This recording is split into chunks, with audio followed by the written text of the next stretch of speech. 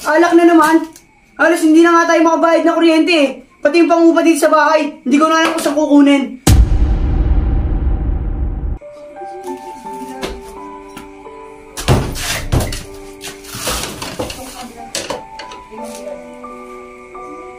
Wala na. Taan. Nan! Nan! Ang bakit ito? Bakit ba tay? Wala nga ako, alak kayo.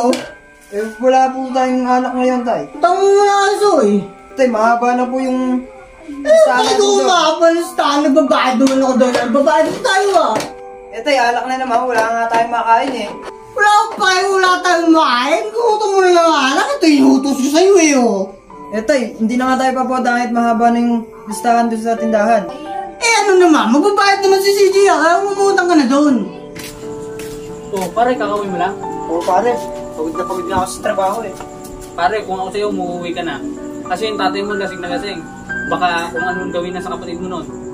Sige pare, una na muna ako. Sige pare. Si kuya na naman? Ano namang nangyari dito? Ito kasi kuya eh, inom na naman eh. Sabi ko lang naman kuha niya akong alak eh, kasoy eh. Alak na naman? Halos hindi na nga tayo makabayad na kuryente eh. Pati yung pangupa dito sa bahay, hindi ko na alam kung saan kukunin. Dada, puta na, alak na naman yung ano ko eh. Alam, pinagkakabaran ko sa ano, wala na ito. Bakit sino ba nagtaguin sa inyo nung mga panahon? Walang-wala pa tayo. Di ba ako naman lahat nagsakripisyo nun? Susumbat mo sa amin yan? Bakit? Ano bang problema nyo? Alak na nga lang yung bumubuhay sa akin ngayon. Yun na nga lang yung kunting bagay na dahil kung bakit ako nabubuhay, ayaw nyo pa akong pagbigyan. Alak? Hindi ka makakabili na kung hindi dahil sa akin.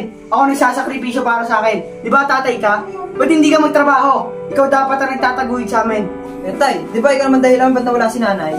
Oo nga tay, wala ka pa mong balak tumigil sa bisyo mo. Dahil dyan, nawala yung nanay namin dahil sa pag-iinom mo.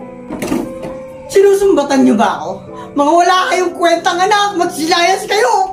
Talagang lalayas kami dito. Wala kang kwentang ama. Tara na, bunso.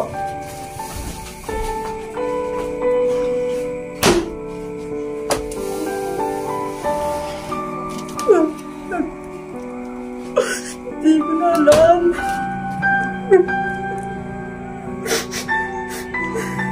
Lahat na nawala sa akin. Asawa ko. Mga anak ko. Nalulog na ako sa bisyo. Ano ba dapat kong gawin?